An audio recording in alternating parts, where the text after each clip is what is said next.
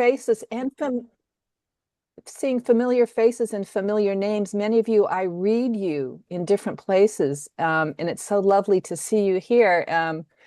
And as each person arrives, I'm just a little bit more thrilled and a little bit more intimidated because you guys are amazing players in the world of teaching and learning and education. And I think what's exciting for me, and then I'll let Keith say what's exciting for him, is that Liberating Structures can bring an aspect of design into our teaching learning practices that can increase people's engagement in the learning process. So what we're hoping to share today is a little bit about one aspect. It's just one aspect of Liberating Structures that we hope might play into your work. And I'm tickled that Ken is here because one of my entry points into using Liberating Structures in education was with the Agora project at University of Guadalajara, like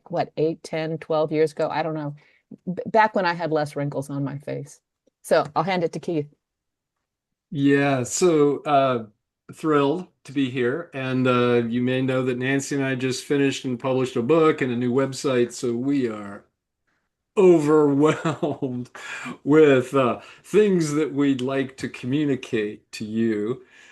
So I think that's probably how it is when you're about to start a class or you're building a syllabus, you're just loaded for all these things. And we chose to work with probably the hardest thing to communicate, which is the design part.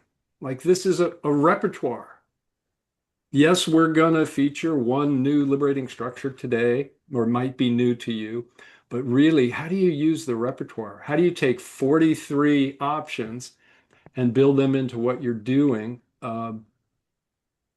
with beauty, intention, and simplicity? Like, what could make it easy for you? So that's what's exciting to try to work with this. How can we design with the repertoire that exists? And it won't matter if you don't have a liberating structures repertoire, it's still the same kind of thing we're going to focus attention on. Like, how do you work with all of the things you can do and put them in an order that delivers something spectacular for the learner, the user, the student? So that's what is exciting about me, and working with Nancy, always the greatest. So we have an agenda today, and in a moment I'm going to put a link to these slides, or someone else can put the link to the slides in the chat, so that if you wish to navigate through them, use them in ways we never even imagined, that's fantastic. Right now we're obviously in the session intro, and we're going to show you just a couple of things about the new website, because that's a resource that you can use for everything that we're doing today. So if you're not familiar with Liberating Structures, it gives you a place to go back and dive in a little bit more, or the tools to run a session, to string a session. It's all there for you. We'll use the Liberating Structure impromptu networking to kind of establish a baseline of where we're all coming from. Then we're going to do a little demo of stringing, and then you guys are going to string, and you're going to string around 1, possibly 2. I doubt it, but maybe 3 cases. And then we'll close out by showing some of the things that wrap around stringing, which we call punctuation, and particularly one that Keith has been developing called triangle evaluation, which is building developmental evaluation into the Liberating Structures practice. In this case, it would be we'll learn teaching and learning practice. And then we'll finish with one of the new LSs. When we say new, there was, I'm going to stop the share here for a second. There was 33 in the original repertoire when it came out in 2013, 2014. And since then, people have been super creatively adapting, creating new ones. So when we were writing the book, which is the Liberating Structures Field Book, we wanted to feature some of the new ones, but it was like, saying, which of your 50 children, you got to choose 10.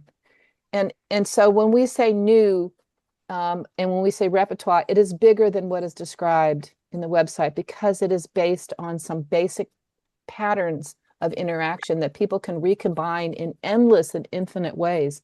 So don't think of any one structure as the ending point. It's the beginning point, which I think is what's really cool about them. And I'm just going to screen share one more thing because then I'll be kind of done with screen sharing.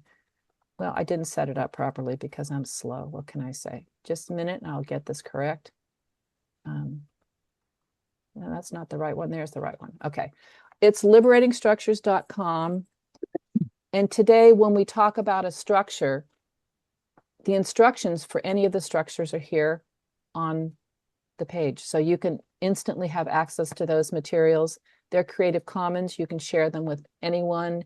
Our goal is spread, not containment. And spread with fidelity. So if you're new to liberating structures, we encourage you to run them as written the first time, run them a couple of times, run them with somebody else, and then start your creative adaptation. There's also a section that gives you overview of liberating structures, some starting points for getting started if you're new, a ton of resources, probably more than anybody wants and kind of overwhelming, but it's just Nancy, what it is, right? could you Yeah, pop into one structure and just show, that's a great idea. yeah, because there's going to be time pressure. It's Yeah. purposeful time pressure.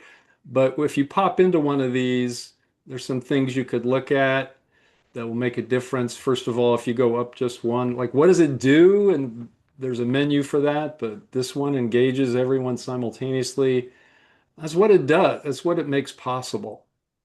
And then as you go down, if you're worried, like, I don't know if I could use that, you get into a little bit the five structural elements, which are that, like, well, what do I actually say? What am I inviting people to do?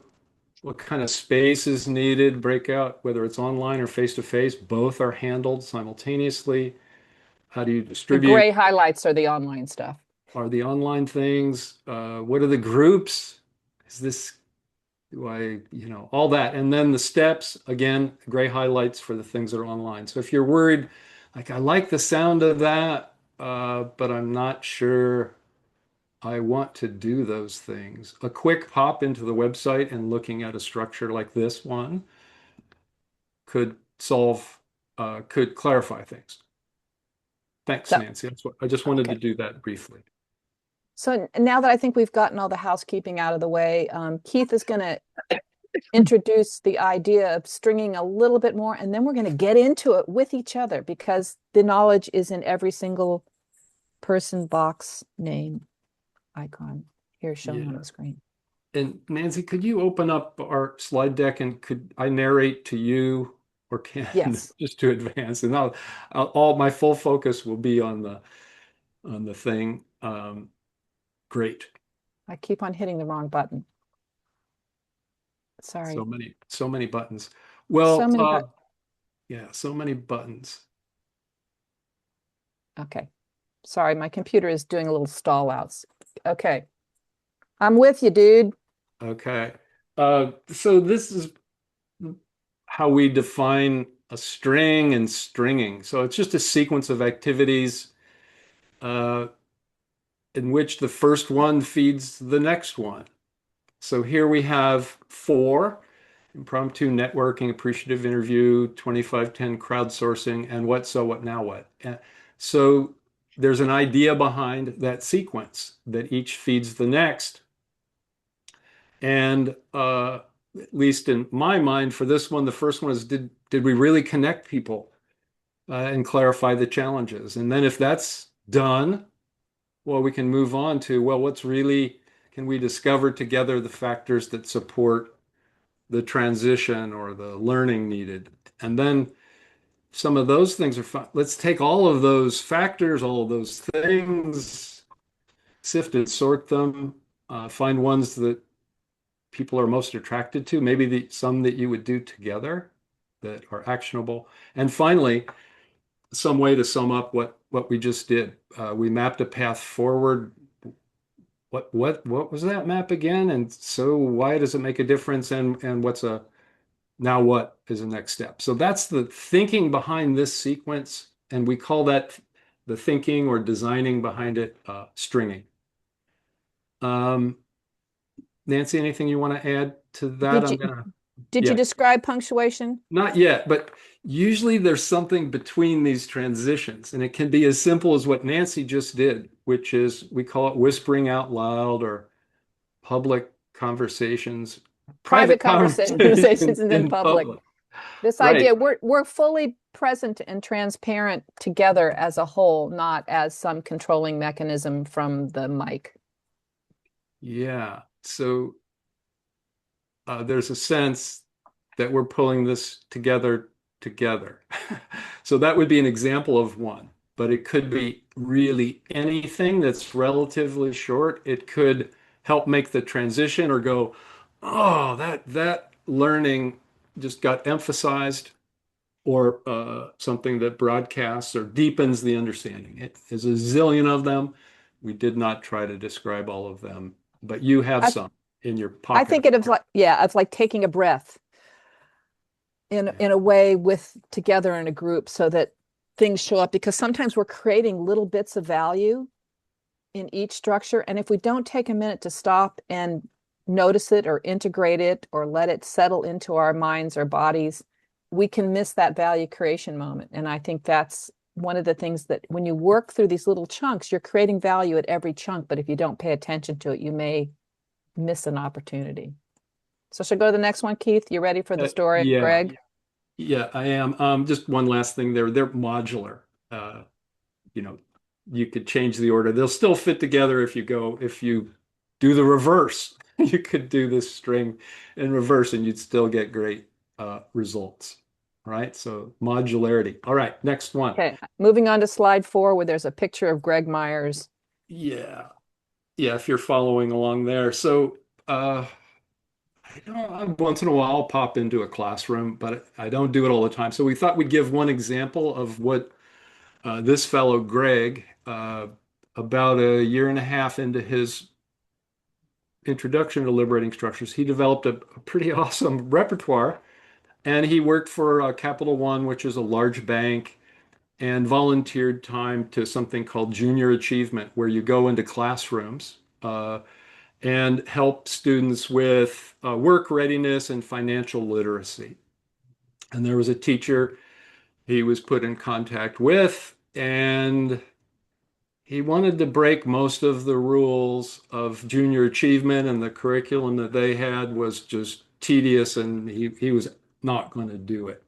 So if you go to the next slide, so he had a couple goals, and in the work that we're inviting you to do in troikas and in pulling together strings, he, of course, wanted to get high school students nearing graduation excited about uh, financial planning and preparedness, right? That's a pretty tough group. Second, he wanted to turn the teacher on to liberating structures, right? And include her in the design, at least to the degree possible. So those were the big goals, and have a little fun for himself. So what he did is with his repertoire, and why don't, yeah, go down to this. Not that one, but the just go down one, go down to slide 8 for a second. Like Oh, so okay. he had a repertoire. There's now 43 of these things, and Hold on one second. I'm going to put a link in the chat yeah, for a web-based version of that same thing, so you're not crazy, making your eyes crazy. mhm. So if you need to do that. So if this was his brain and his experience, immediately he started to select things that could fit these objectives or needs he had, get the students, deliver some content, get them excited about their own financial preparedness, or get started on that if they hadn't, and turn on the teacher to the work. And so if you can read these on the website or here, he kind of selected four and explicitly used three. So this is how we recommend you do stringing. Don't look at the icon, don't look at the name of it, just look at what it accomplishes. And this is the first step, and it's in the selection matchmaker. This is just the selection. So he picked engage everyone and simultaneously generating questions, ideas, suggestions, stop counterproductive behaviors in the way of innovation, uh, discover and focus what each person has the freedom and resources to do now, and develop strategies for successfully operating um, in a in a range of very different futures. Right? Those are the ones, and he may have had. I interviewed him a couple times, and he's a friend, but these were ones that he thought he could put into play. So, Nancy, if you could go back to slide 5 for a minute. Thank you Hmm. for doing this.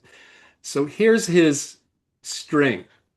And first of all, 1, 2, 4, all, which is probably the simplest liberating structure. Uh, You might know it as uh, think, pair, share. think, pair, share. Right. So in this case, very beginning, he's saying, hello, here I am. And he asks the question, what is money? Think for yourself. 1 minute, 2 minutes in a pair. Find out what other people say money is. And everything from it's some paper I have in my wallet to it's my gateway to my own future to it's just a concept to everything came up. And as those ideas were generated about what is money, uh, at the conclusion of it, Greg looked at the teacher and asked, this is the public conversation in private or private conversation in public. Hey, I've really got it messed up today. Did we cover all the things that you would have done if I didn't come in here? Are those all the ideas behind all the concepts behind money? And the teacher's like, oh yeah, and more. It was richer, right? So Greg makes a judgment about his string. Okay, we're ready to do the creative destruction. We changed the name of this from Triz. And here he had some fun, right? How could you live with this money that you have access to? How could you live like a Kardashian? Now, you may need to know what a Kardashian is, but if somebody could say it out loud or put it in a family that spends money like it just falls through their hands. They're constantly, recklessly, I'll say, accumulating luxury goods, right? So here the students have some fun. They think about all the ways they could just spend every penny they get. Part two of that is, well, which of those things are you actually doing now? And then a part three is, what of those things, those habits, can you stop? So wild laughter in the room, wild engagement around living like a Kardashian. And then finally, the reality for students, and Greg kind of knew this, was, well, you might find meaningful work and critical uncertainties is you don't know what your future is. This is empathy for these young students about to graduate. Um, you don't know whether you'll find meaningful work or it will be meaningless work, right? So this is how critical uncertainties work. And you don't know whether you're still going to have to live at home because you don't have money, or you can go out and live on your own. So he invited them to think about what are you going to do in each of those create four potential futures. Well, I'm at home and I have a meaningless job and I'm not making very much money. How am I going to survive? What am I going to do? I'm at home, but I have a very meaningful job and I love it. Or I'm on my own and I have a meaningful job, or I'm at home. You get it. So there's four futures, and he had them think about, each student had a chance to think about what will they do? How will they prepare even though they don't know their future? And not only is this good for thinking, it's empathetic, right? I get that you don't know what's going to happen next in your life. So that's a string and an example of one punctuation that was shared with the teacher. Nancy, anything else about that's the logic behind this string.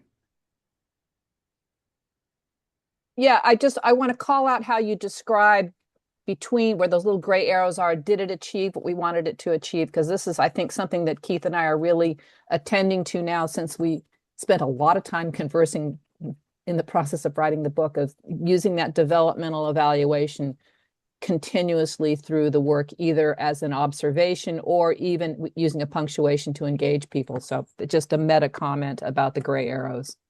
Well, well, and I didn't put it, it's a little more complicated, but each time, if you're hosting this, if you're the faculty member, or, you want to have some sense that you accomplished it. So let's say the what is money wasn't very rich. It didn't generate ideas that were surfaced. Well, you can do it again. It's really easy. It takes about 12 minutes to do a 1, 2, 4 all. Do it again if you didn't really get what you wanted. Or in your selection process, when you look at your repertoire, there's more than one way to start a meeting. So you could use a different liberating structure that you identified as possible but dropped out. Yeah, I call it my back pocket stuff. Yeah. And so I Actually, can I see. show it? Yeah. Can I Yeah. show Go ahead. the card slide here? Because I think this is Yeah. um, when before all this online stuff, people developed these cards which allowed you literally to play like a card game in front of you. And I would, if I had 9 Ys first, I might have another card up and behind it in my back pocket, so I could actually visualize not only my string but my options, particularly when I was new to the structures. And then the other thing is when I pulled out the cards, and by the way, there is an app, and we'll put the link in the chat, but not when I'm screen sharing because I'm not that talented, where you can do this on your phone. But when the cards come out, I am always reminded there are more options, and I've just been using a tiny portion of the repertoire. And sometimes I become overly reliant on a tiny portion of the repertoire. And the visual reminder that there are 43 options, baby, is overwhelming at first. But once you start practicing, it's a good reminder. It's like, what is the next one I'm going to learn? What is the next one I'm going to learn? And then that changes your practice. So stringing not only helps in design, but it also supports your own or our collective practice in both using liberating structures and in teaching and learning, because it makes these moments visible. Well, and the Okay, I'll go back DNA to wherever you, across, yeah, yeah. the DNA across the repertoire is the same, right? So these prompts, so when you're going to have a chance with colleagues in troikas to do some stringing, um, you can pick the structures, and if you already have an idea, what kind of invitation, what kind of customized way would you use?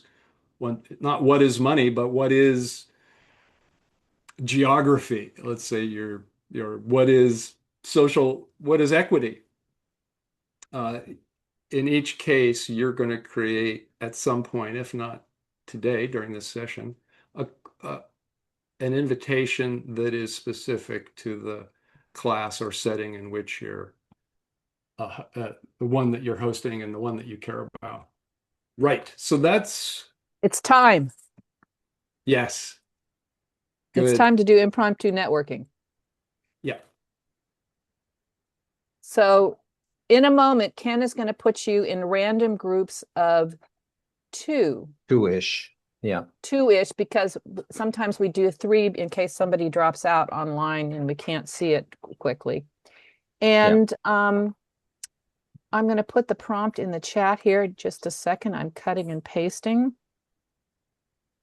There we go. Okay.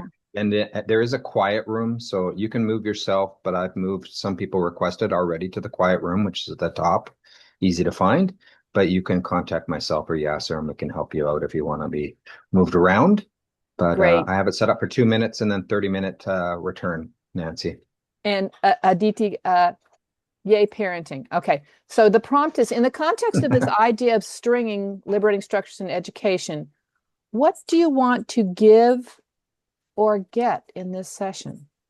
What do you want to give or get in this session? So you'll be put in the room 2 minutes with a 30-second return, I think. Yep. You don't have to hit the return button. We will return you automatically. And Yep. hear what each other's think. And we'll see you on the other Okay. side. All right. You can pause up the recording, Yasser, and I will open the rooms now. Good. We're all good. Voila, recording in progress again. But you can think about those strings there. And then the other place is if you want live human being stringing, there's a Liberating Structures Slack group. They're the last slide in the slide deck, or towards the bottom, because sometimes we throw in extra stuff there and I don't remember what we did. You can join the Slack group, and there's a topic called Wise Crowds, which is named after one of the structures. And you can say, I'm thinking about doing this, and I'm thinking this. What do you think? And what amazes me, or you could ask it in general, I mean, what the heck, is that I can't believe people have these brilliant strings, and I never thought of them. I never even came close to thinking about them. And I find the people who respond in Slack tend to have a more brilliant stringing brain. They just see possibilities more quickly than I do. So I find that just super important. It didn't like your email address. I'll say, Chris, would you, I'm going to put my email address in the chat. And if you would, you could direct message me, or, and I'll send a personalized invite, because I find sometimes that's what it takes. And just say Slack. Yeah. Your email address in Slack. Strange so people with unique emails. One other thing, Nancy, is there's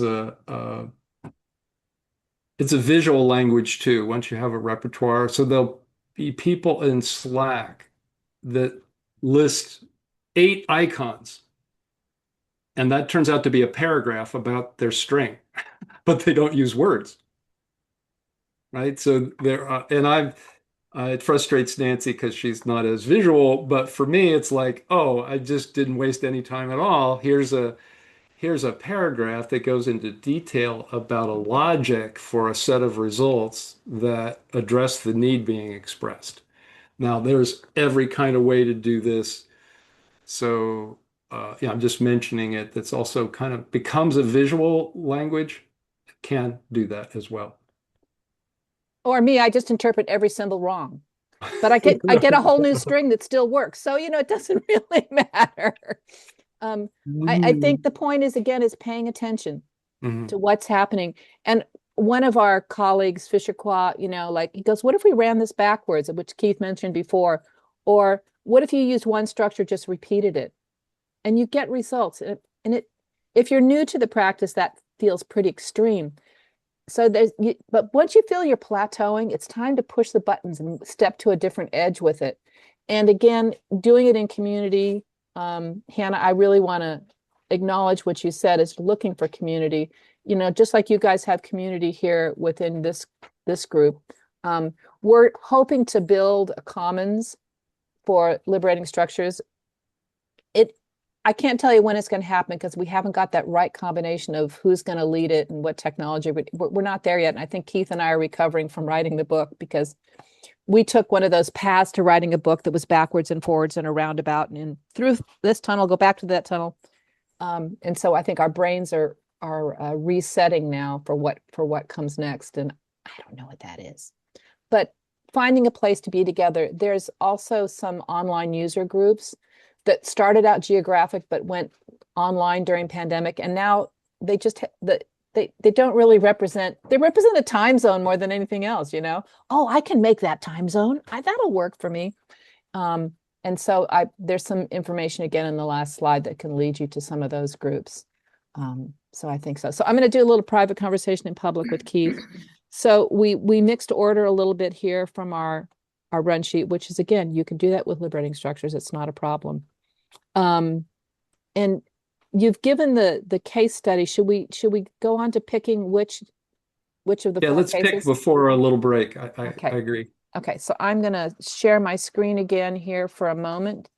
So just one thing about working with Nancy and working with anybody else, if you are going to do this stringing together, as much as I struggle with it, a run sheet is very important to be specific about who's going to do what is the tech host? Can I bow down to you? What's the timing? You go in with a clear plan. And if you don't do that, you're just two people doing random things, right? Almost. So it's another level of discipline, and Nancy's sharing it right here. Well, when do we drop those documents into the chat? And when do we screen share? And you can go pretty far down into detail, and it gets easier as you do more of it. And And if you're picking a partner, pick somebody who has your, who's really good at that kind of structure, and maybe that person picks somebody who's more improvisational, whatever. Yeah, yeah, Nancy. co-hosting is a gift to yourself and the people you're working with.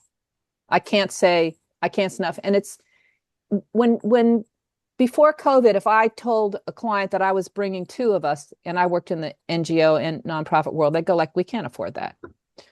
What people realized is that a team approach that we had to do in order to transition online still has value after that transition. And I think there's more acceptance of taking a team approach. But so enough meta talk. So what we're going to do is you're going to get a chance to string around a case. And before I show the cases, I'm just going to briefly recap what Keith said of the process on this.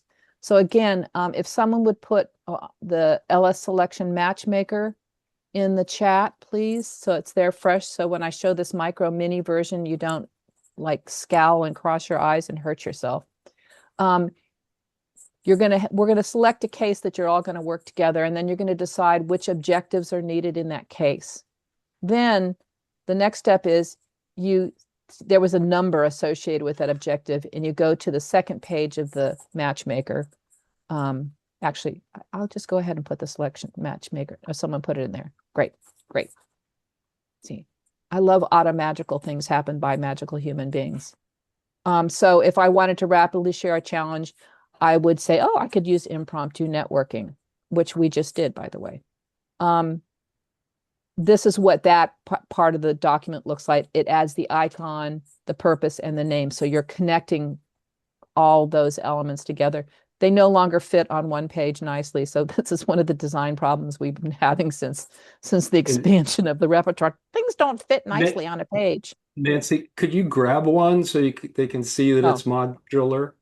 Okay. So I just grabbed one of them and moved it. And in a moment, you'll see why that'll be important, because you're going to be copying and using them. And then, so you've got your objectives, you've picked your structures. Now you're going to order them or sequence them. And then you would have a string that you can share. So just as a reminder, you could, when you're playing around with it, you might try multiple options. So on slide 13, you can see here are different ways to string them together. And again, there's a couple little examples of punctuation. When we ask you to do your string, if you are familiar with or know or have an idea of a punctuation, throw it in. If not, just ignore it. It's like no big deal. So the sequence is, we're going to have a case. You're going to determine your objectives, and there's text here that can help you with that if you don't want to, if it's too unfamiliar with you. You're going to select structures, and you're going to string the structures. So before we go any further, we're going to use the annotation tool to decide which case to do first. So if you would look on the lower left side of your screen, you should see a little pencil icon. It's green on black before you mouse over it. It's black on green when you mouse over it. And you're going to take that tool and you're going to use a check mark or a stamp of some sort and, put a check. So Keith just put a check on the first one. So the one is like, how do you design that first class, that first cohort meeting? The second is, how do you launch a collaborative learning project, right? The third is, how do you orient a group to the syllabus? And the fourth is, how do you support peer review and support of independent projects? So these are three kind of large classes of cases that we're going to do today. So take a minute and read and pick. And if you cannot, because of the type of device you're on, I find this is almost impossible for me on an iPad and a phone. If feel free to either verbally say, please put a check mark for me in whatever one, or you could put it in chat and we'll make some marks for you too.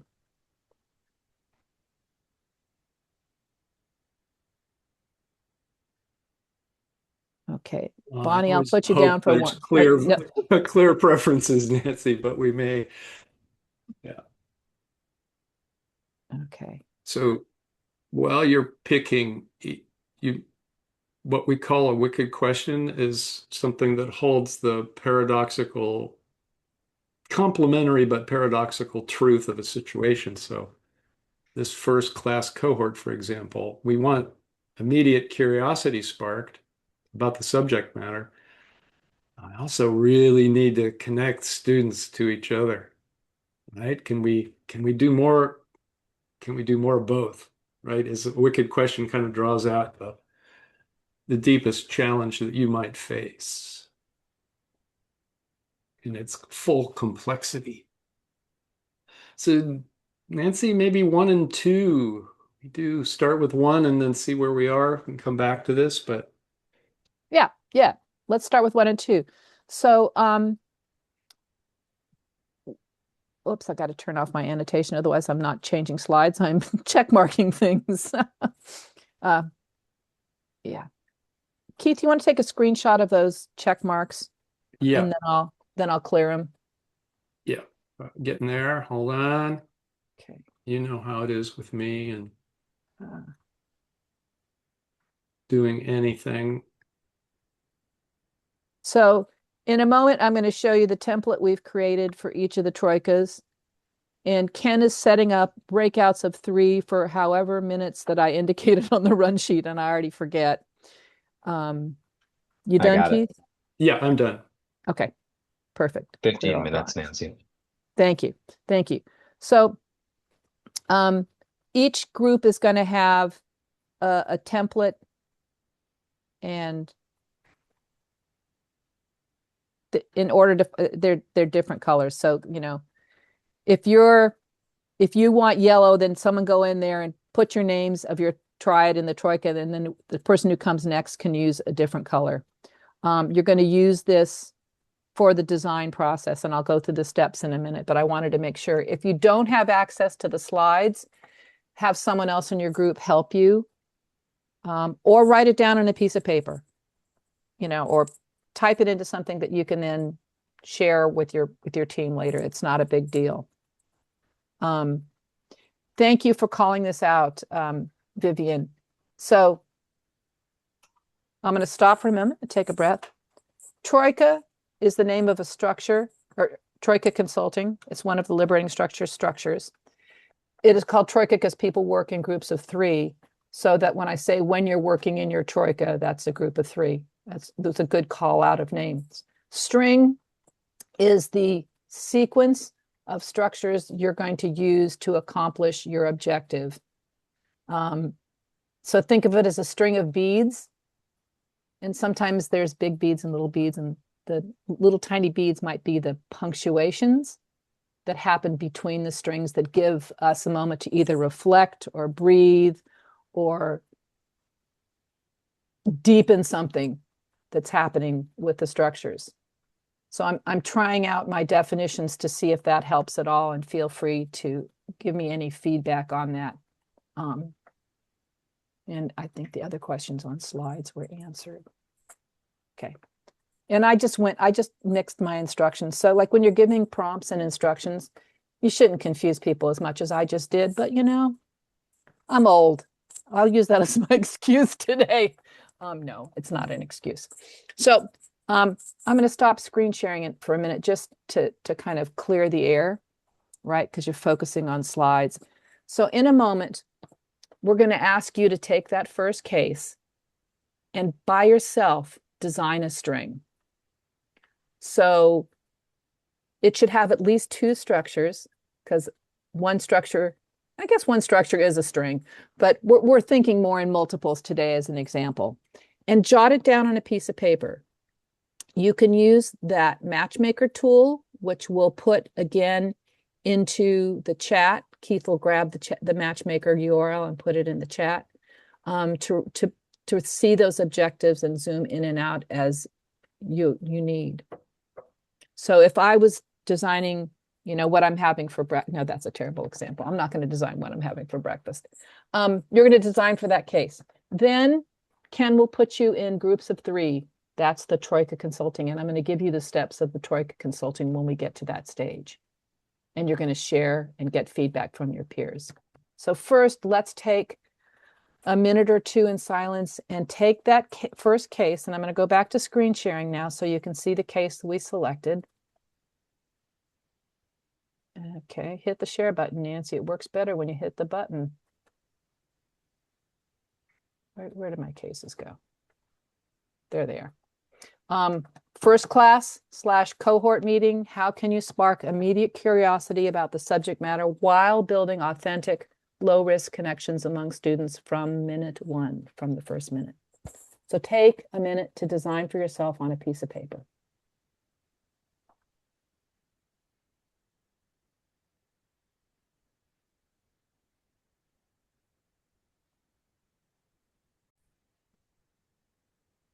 Okay, so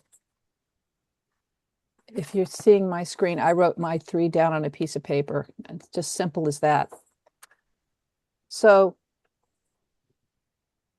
when you go into your room, you can share your string and you can cut and paste, copy paste, not cut and paste, from the menu that's on slides, that's after each set of slides. So the yellow slides have 3 blank strings, plus there's the menu that you can cut and paste. So if I was doing spiral journal, that's on the next page. Where's spiral journal? There it is. I'm going to copy that and I'm going to paste it in here. And it didn't paste where I wanted it to, so I moved it over there. And, I make my string that I can then share with the other people. Okay? So if you have time, you can do an invitation, but we didn't really talk about invitations, Leah. So I think if you want to share that with your group, that's great. But I would say make progress, whether it's getting the string plus an invitation. When Leah talks about invitation, it's what you're going to ask people specifically. So in my spiral journal, that might be, it involves four questions. And that's probably a bad example to do quickly in front of people. Well, Greg Myers, it was 1, 2 for all, was what is money? It was directly around the topic matter. Yeah. Mm-hmm. But we didn't cover that a lot. So don't drive yourself crazy. I guess but go crazy, go wild, go wild, not crazy. Words are dangerous here. Okay, so just want to tell you what we're going to do with Troika. Got to find the slide. I buried it between. So the challenge of staying in slides, Nancy, versus a whiteboard. We had a big debate about, should we go to a whiteboard and do everything in a whiteboard or stay in slides? But this is the challenge. Go ahead. So every structure on the website has this satellite pattern that shows those 5 areas: invitation, space, material, participation, distribution, group configuration, steps, and timing.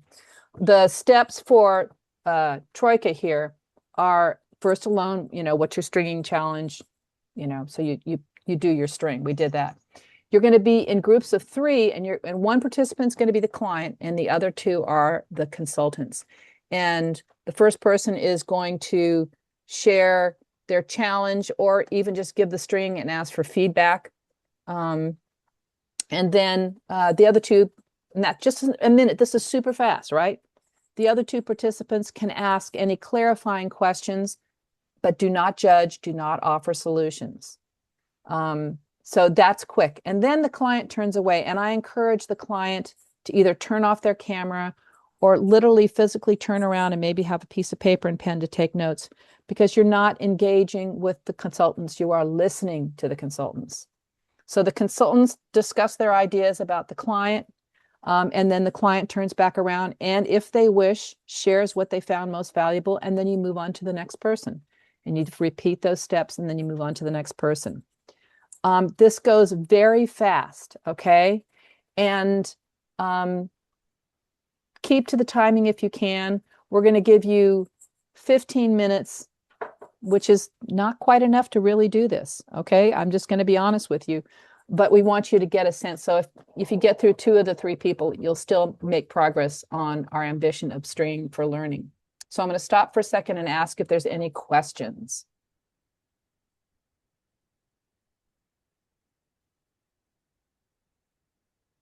And just to remind you, there's these colored slide decks. Your triad can pick one. I encourage you to capture your strings. So to use the slides, so if let's say our team decided we're going to start with slide 19 and then we put our names in, I put my name in, Nancy, et cetera, et cetera. And then you take the structure, you copy it, which I use Control-C on a PC. I go back up to here and I paste it, and each one of us have our string that we can share. If you are overwhelmed by the technology, don't want to use the technology, just verbally describe your string, or if you're like me, you can show a picture on your camera of your string. Don't let the technology be what this is all about. It's the string and the feedback you're getting from your peers.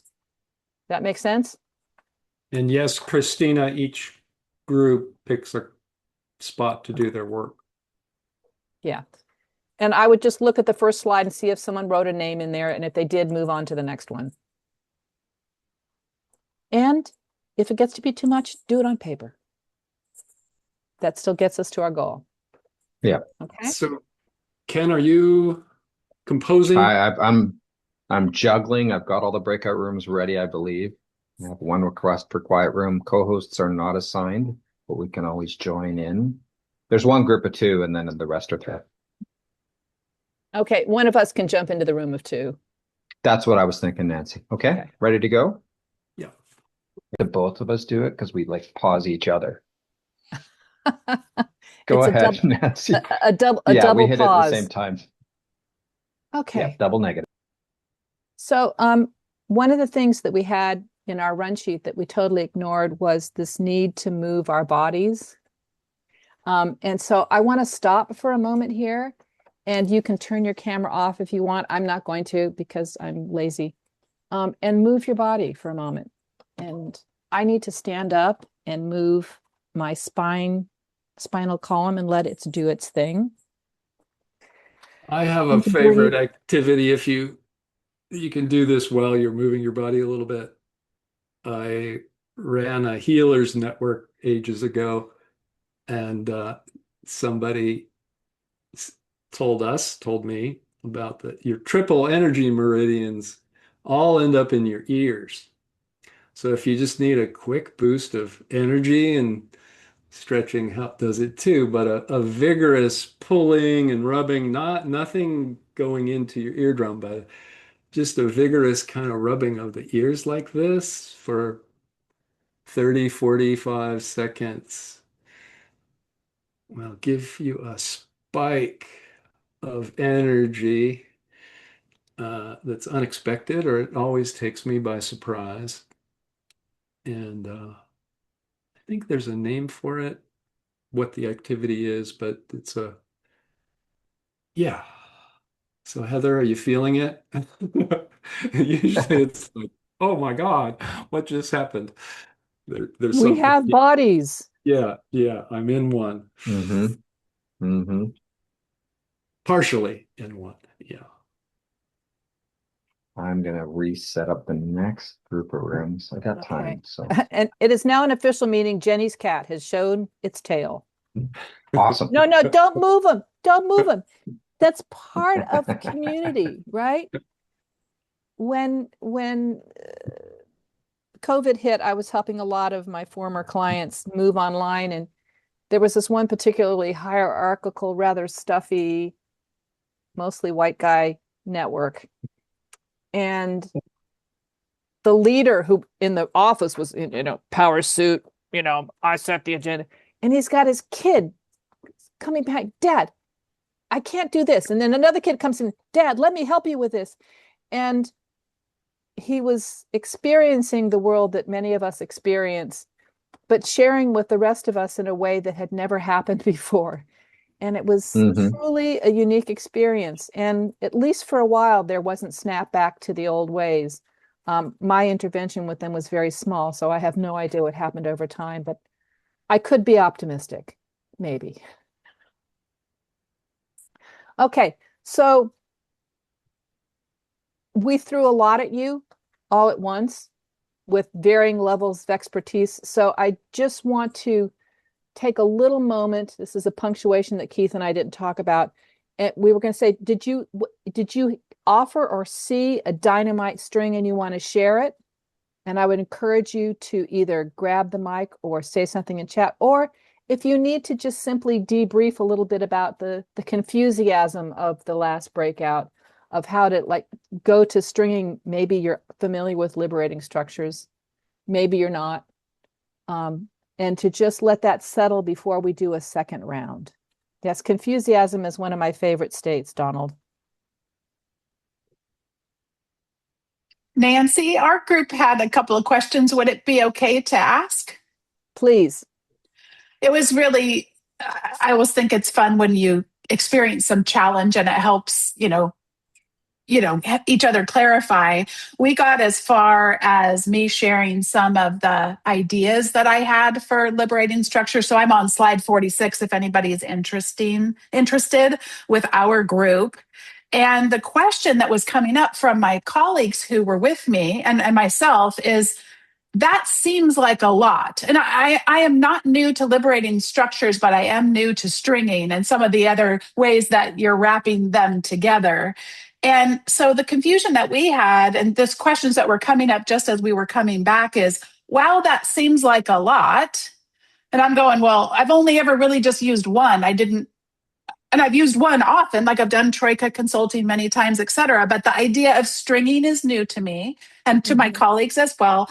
And then also, I don't understand what these circles are for and kind of how they string together and how you'd have a sense of how long this might take. And I know there's some variance, but we were just running into a lot of like confusion. So we didn't actually get to them giving me advice on the things I was talking about here, but we sure learned a lot in terms of starting to put these things together. Yeah. Anyway, I'll stop talking. So, Yeah, that's great. Just the circles below are for punctuations, which in this context, I would suggest most of us ignore because there's enough meal on the table to chew. But you asked So great Bonnie, questions. Go ahead. Nancy, do you want to respond to the timing question? That's what I'm thinking of doing. Go ahead.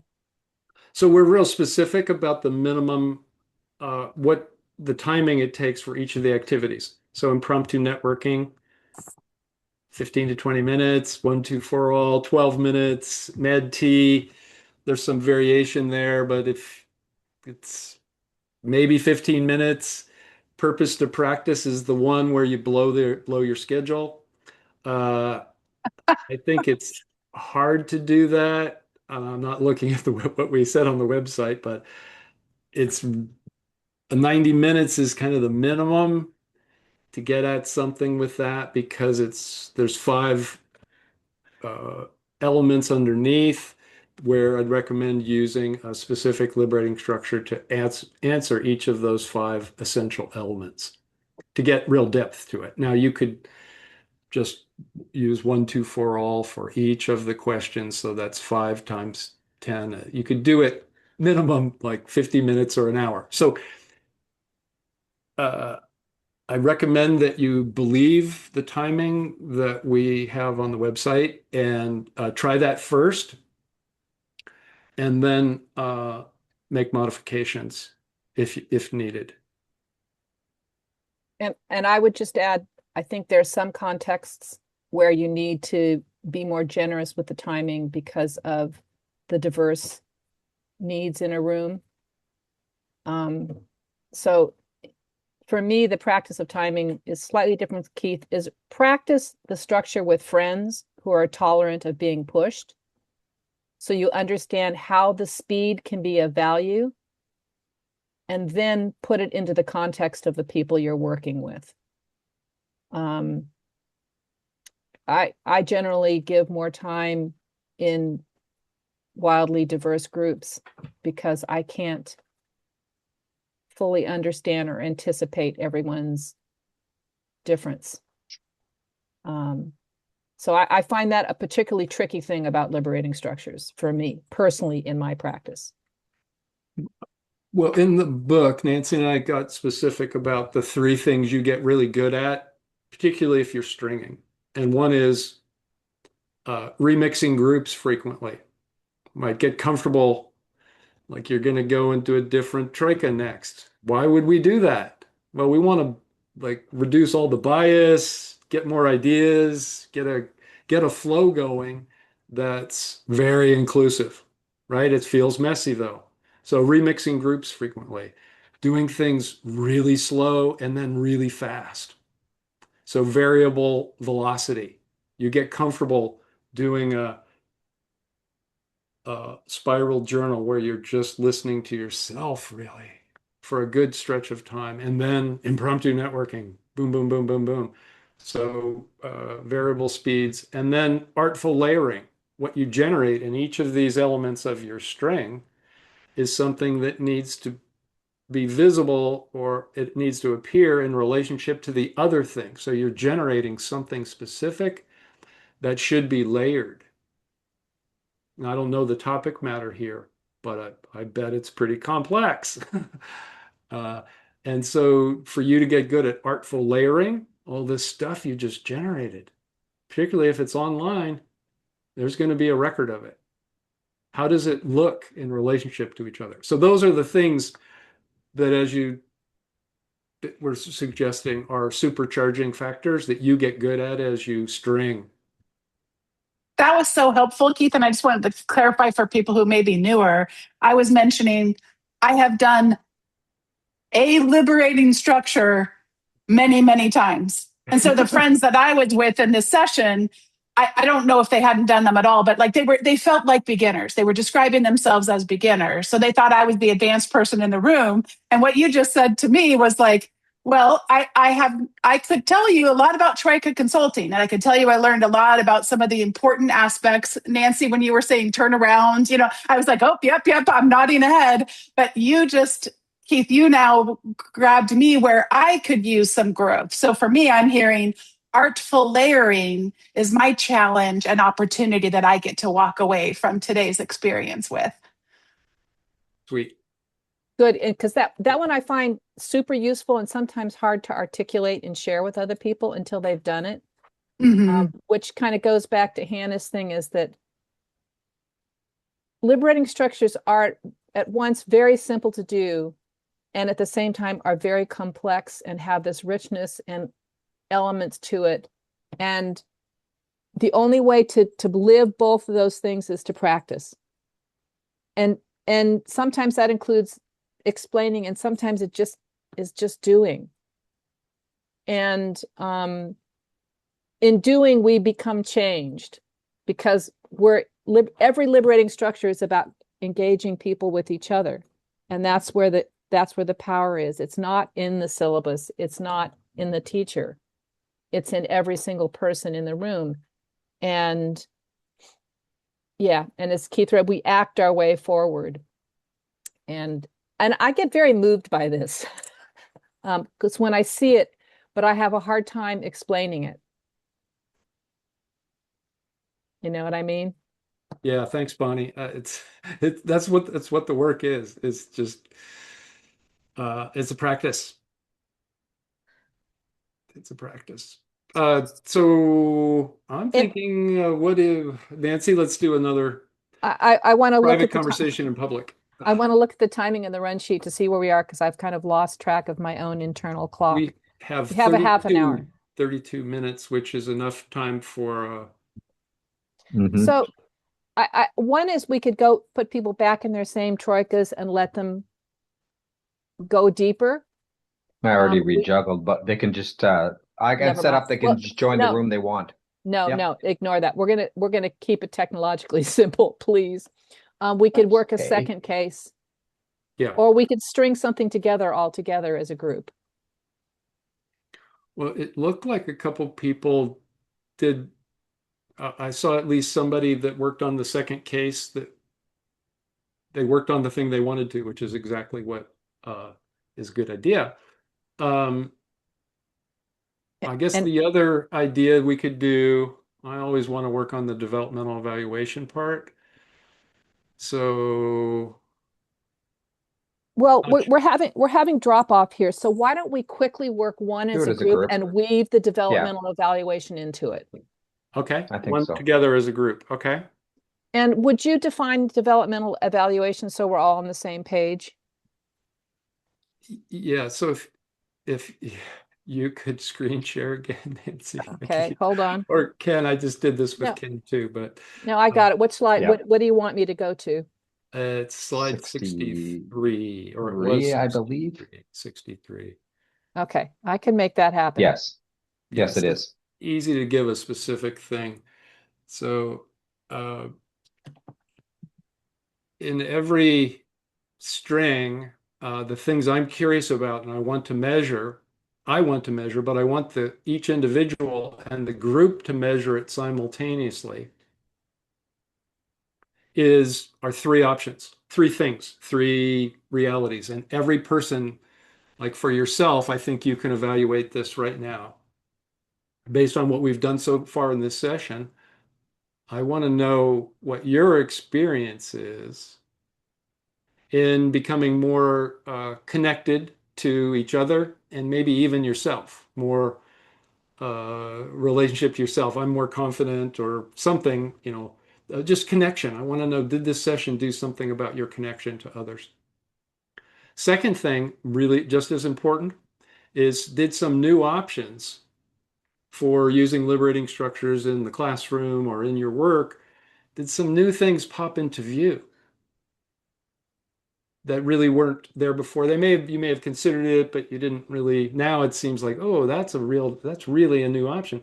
And third thing, and these are all developmental factors, and together they make the developmental path for a group explicit. And the third thing is, did we gain clarity about the context? Is there some kind of map for me to take a next step that's been generated? And so right now, I'm going to ask Nancy to move one of these for her.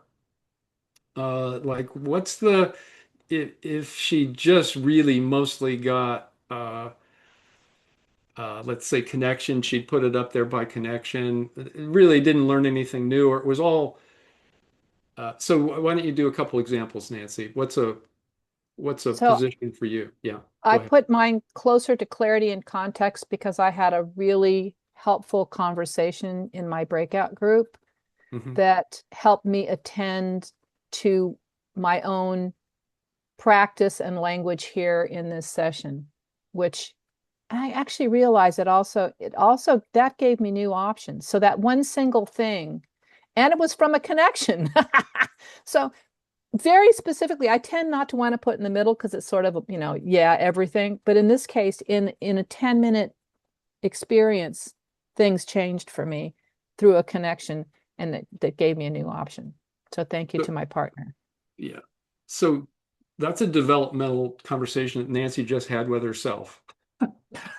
And I was a part of it.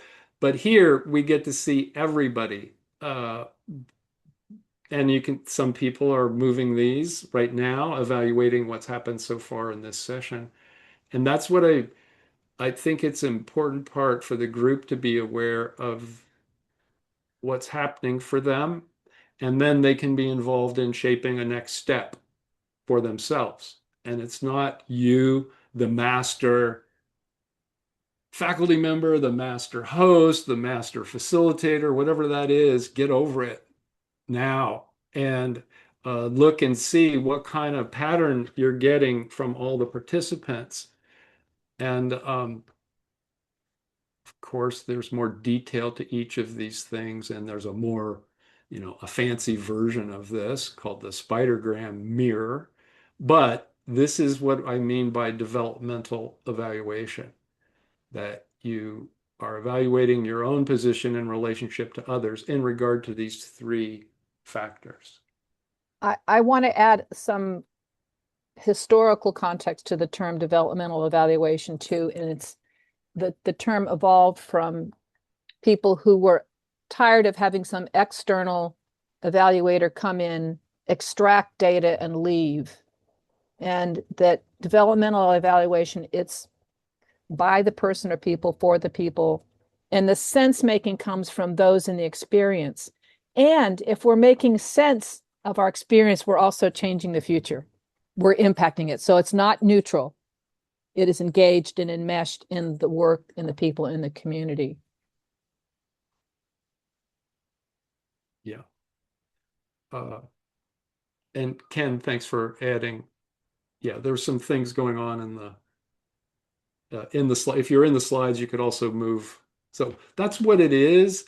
And what I do use this for is to decide, well, what's this transition in a string between the first activity and the next, because this only takes a couple moments to do.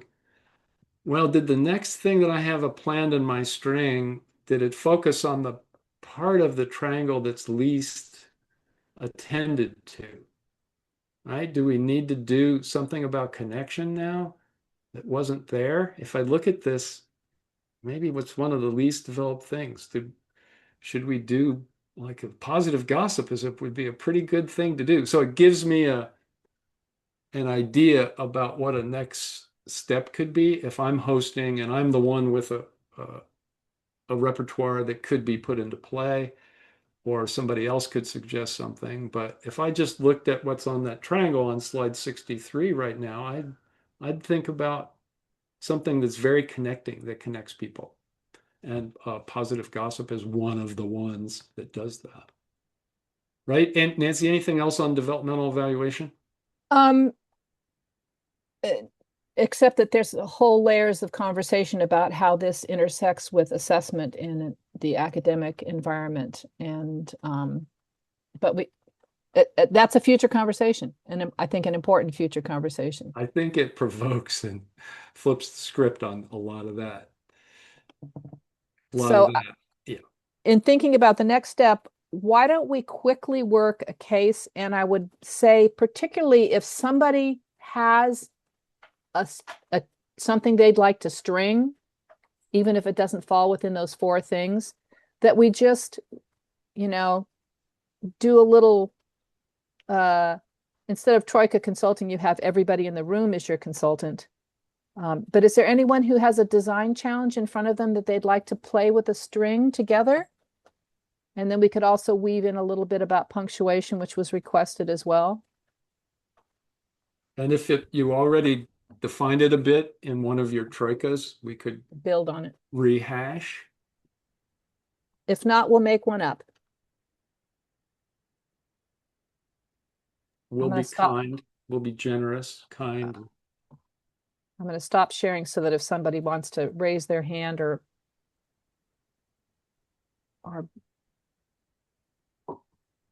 get some feedback, get some consulting. I'm happy to share mine if there's no one else that would like to share theirs. I don't want to take up more room than I already did, but. You go, Bonnie. I shared with the group I was with how excited I was because I was thinking about this class that I'm going to teach. It's the first class in an organizational psychology master's program. And I keep getting overwhelmed because there's all these places I want to go. I want to set some norms. I want to get them curious. I have way too many goals for an 8-week class. And then that makes me have way too many goals for first class. We happen to have a holiday the week following the first one. So I'm putting way too much pressure on this first class. So my slide was slide 46, if you're curious. And I had mentioned already that we started to pop up like, wow, that seems like a lot to do. This is a 6 to 9 o'clock class. And I like to give breaks every 45 minutes or so. I'm all about like a 5-minute break, quick. I'm going to do the ear thing, by the way, Keith. You've just changed my life with the ear thing. And that taken out of context could be a really weird soundbite, by the way. But slide 46, what we were starting to struggle with, and I already struggle with this as well, that's a lot to do. I told my group I had not had a chance to think through sequencing. So this is literally almost random placement of those 4 ideas that I had. And our group, we didn't really know much about the transitions between, and I did a screenshot of one of your slides that looks at every one of these things has a timing and a this and a that. So I'm kind of learning how the Lego pieces, I hate, that's probably an overused metaphor, but there you go. I'm learning how it all goes together. And I know for myself, I really resonated with what Nancy shared earlier about, and I think Keith said this too. Sometimes, yes, take as much time as you need. But if you always take as much time as you need and you never put any sort of time urgency on, I thought, well, I've done that before. I've done both. I've rushed through things that didn't need to be rushed through, and I've given too much time. And then you kind of get into, as a group dynamic, that time pressure really, really does help you. But I really, when Nancy was talking, I thought, gosh, that's the wisdom, right? That's when you're able to take this invisible stuff and to share what you're noticing and observing about what's happening, then as a group, you can start to almost, I was going to say heal yourself, but that's too strong of a word, but shape your future health as a group by allowing yourself to, yes, sometimes put yourself under pressure, and then in other times, wait, Okay. pause, Yeah. something's emerging. So, yeah. So we're her consultants. What questions do we have of Bonnie about what's going on here? And you can either grab the mic or put it in chat. I'm screen sharing, so if Keith or Ken, you guys would pay attention to chat, that would help me immensely.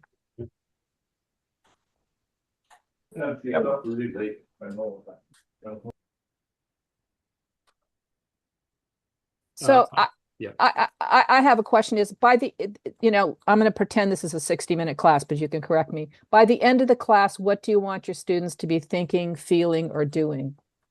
It's a 3-hour class, and what I want them to be thinking, feeling, and doing is to be extremely curious about the discipline of organizational psychology and to have gotten curious about each other and what it looks like to be in a learning community. Okay. What will you see and hear that lets you know that they're extremely curious? What will I see? What will you see and hear to let you know that they are leaving your class extremely curious? More questions about the discipline and more questions about each other. Bonnie, did you get a chance to read the objectives, the 43 objectives? We probably didn't give you enough time. No. I skimmed, Yeah. yes. Well, I'm going to give, it's not just a question. I know we're just supposed to do that, but I recommend you spend some time there and then prioritize which of those you might address early on in the course and later in the course, right? Yeah. Okay. So, shall we have you turn off your camera and turn your chair around? And we're going to have a conversation about Bonnie's class. And would one or more of you like to be part of that conversation actively with either Keith or I or both of us? Who wants to play the role of a consultant? Donald raised his hand. Donald, you're in. Thank you, Donald. Anyone else? Okay, so Donald, Keith, and I are going to be Bonnie's consultants. We have 4 minutes to talk about Bonnie's challenge and maybe thinking about advice for her strength. What are you thinking, Donald? I'm thinking it was interesting that she's looking for the students to have more questions than answers. So I would be thinking about how I'm generating questions as opposed to generating answers. Mm-hmm. Yeah, and in that regard, just wicked questions are a fabulous way to start anything. So what for these students who are interested, if they could be invited to talk about what paradoxical truth they already have in relationship to organizational psychology. Like they've been in organizations, right? So they know that 2 things are true about them. That's how could they be the most meaningful thing and tedious beyond imagination to be in one? right? And so if they could early on or somewhere in that sequence, I don't know where, dig into some wicked questions, I think it'd be very productive. So to me, I want to kick out purpose to practice immediately because this is about opening possibilities, not closing possibilities. So my thought is just to kick that out right now.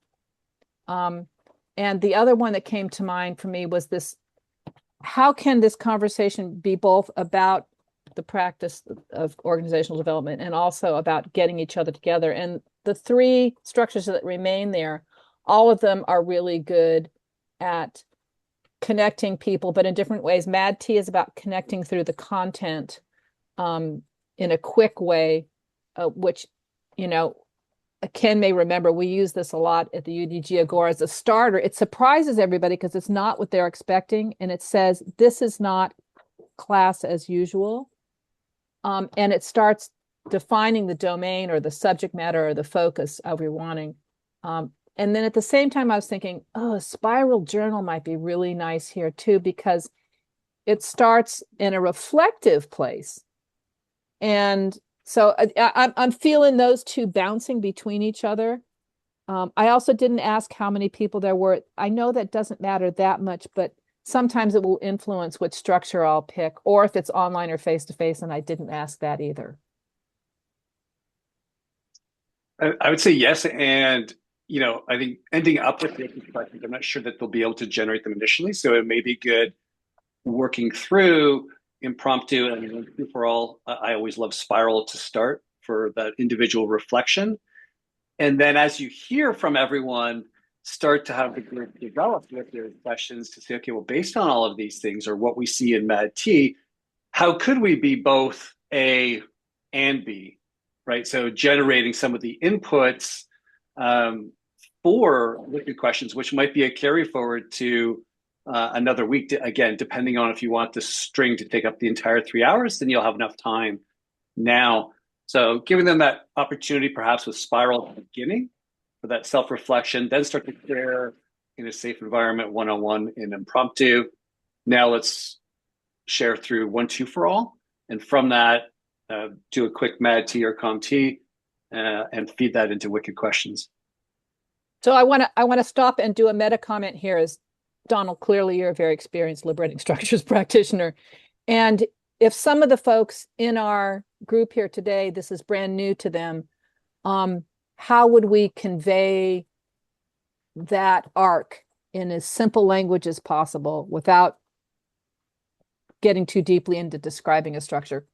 And what I heard you starting to say was, what's the arc? And I didn't capture it all, so I hope Bonnie's taking really good notes.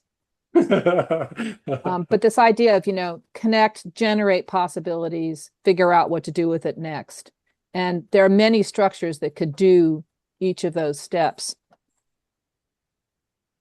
But if you didn't know all these structures, it'd be like blah, blah, blah, blah, blah, blah. What's that? What's that? What's that? I think as we think through the arc, we're also thinking about the emotion. Where do we want them to be emotionally, right? Are we taking them up? Are we taking them down? What are they like when they come in?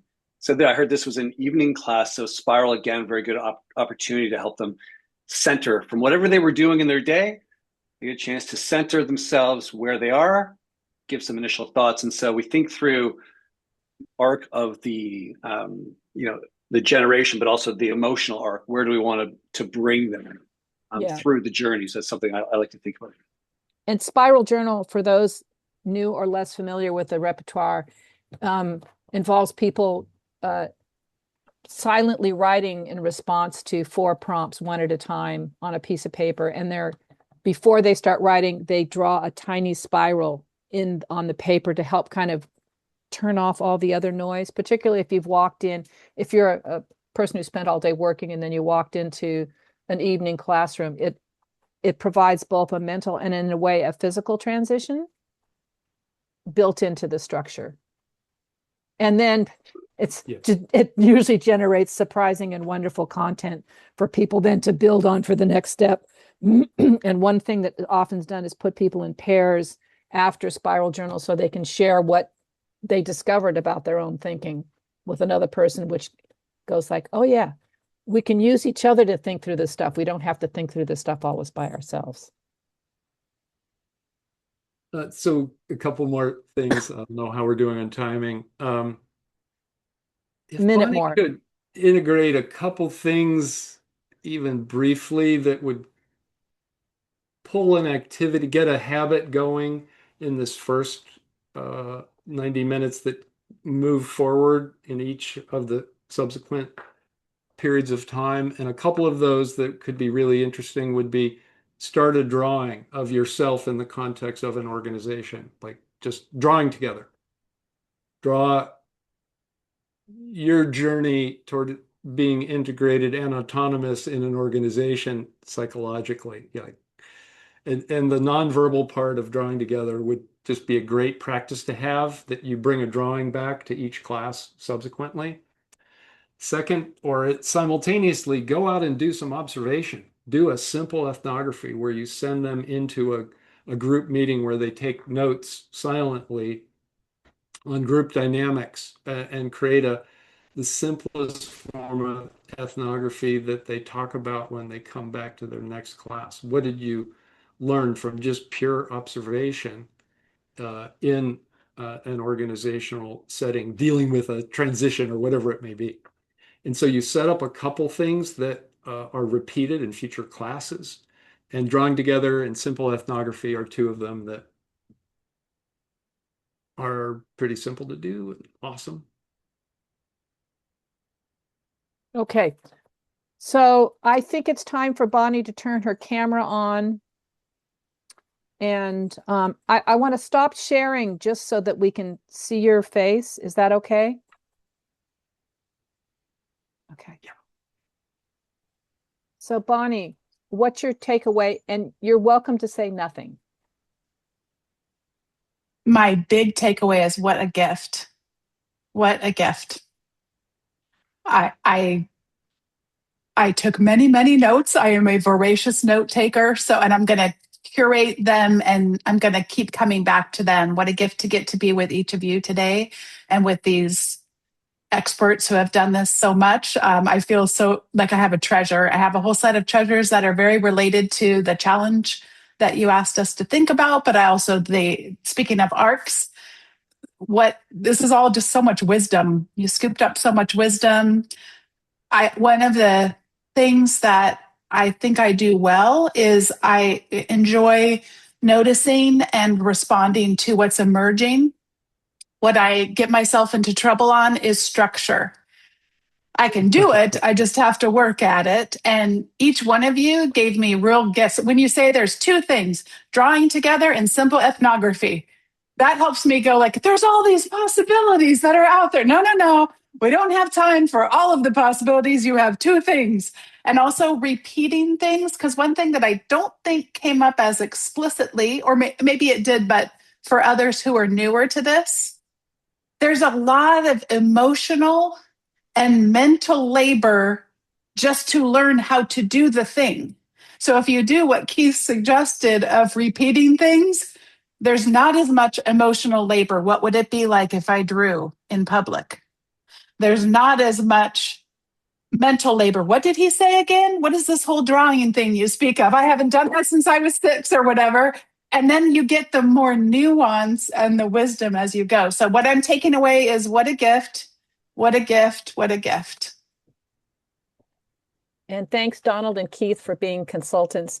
And that's Troika Consulting done in front of the room, which is another variation. I want to just call up one content thing that we didn't address, which is punctuation. And Leah had asked for, some of that. And I think when you're thinking about a 3-hour class, punctuation is really important. And how you break or how you move from all in your head, all in your body, drawing, you could think about things.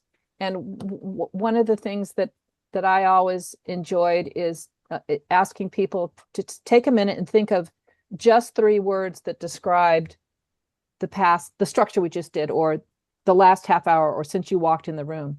And if it's online, I have them do it in chat. If it's in person, I just do a quick go around, because they're only allowed 3 words, right?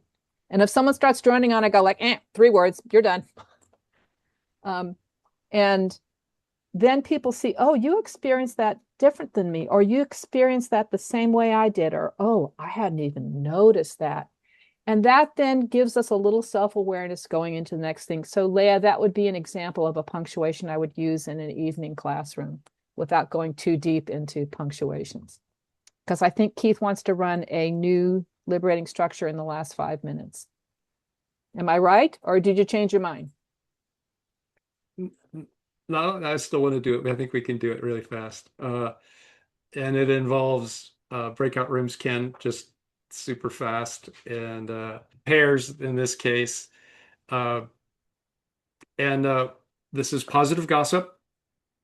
And you're going to enter into a room with someone, and I'd like you to just go off on somebody who's had influence in your life, who's a guru or was there for you when you needed them. And you just take 30 seconds and say some things as if like a negative gossip thing. Can you believe that Hannah did that again? But in this case, it's Hannah did something so important and so fabulous. And you go off for 30 seconds. And then you give your partner a chance to also identify that guru or supportive individual, and you go off. And so that's about 2 minutes in the 2 room. minutes with 60-second return. Yes, please. Let's do that. That's Ready to go. round one of positive gossip. Give me just 1 second to put you just changed the prompt, and I want to make sure, because I want to put the prompt in the chat, and you used a different prompt than you had planned.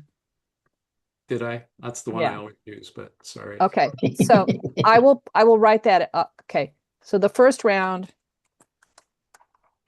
Yeah, go off. About someone who has been hugely there for you. They were there for you. They supported you. It could have been a guru. They just were there when you needed them. Right? Who is that? And just go off. Talk for 30 seconds. I can't type accurately fast. I think they get it, Nancy. Yeah, they can look at that later. The verbal, no. I think, is, no, yeah. we definitely need to have it written as well as verbal. Okay.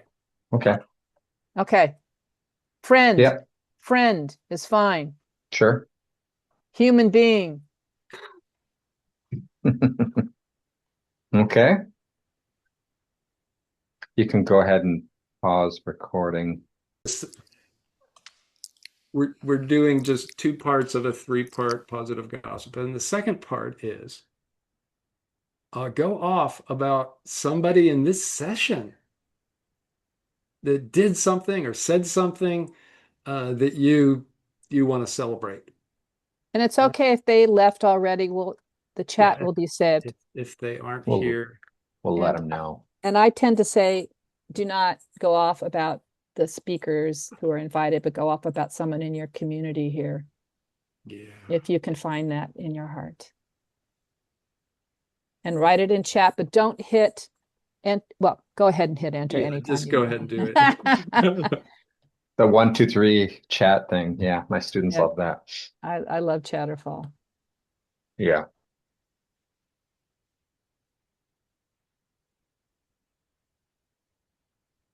No, go ahead, everyone. Go ahead.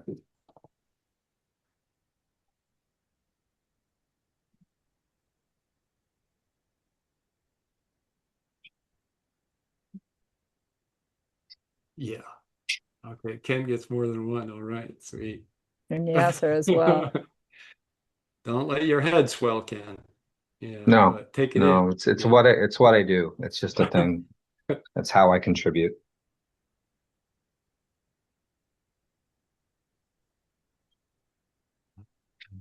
This is wonderful. And that's what it's all about. It's each other. I love it. Thank you, everybody. So if you need more information about resources, who to connect to, how to connect, slide 67 has all the links.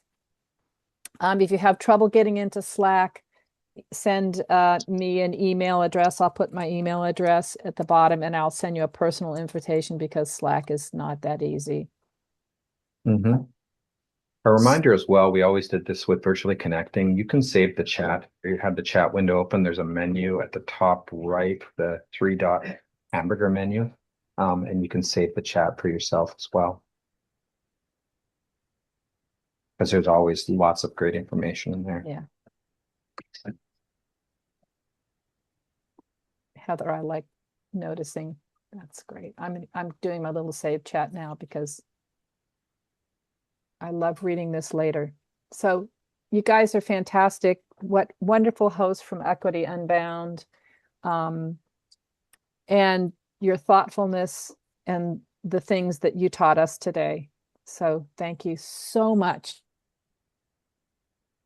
On behalf of Equity Unbound, thank you, Keith. Thank you, Nancy. Thank you, everyone who was here to participate.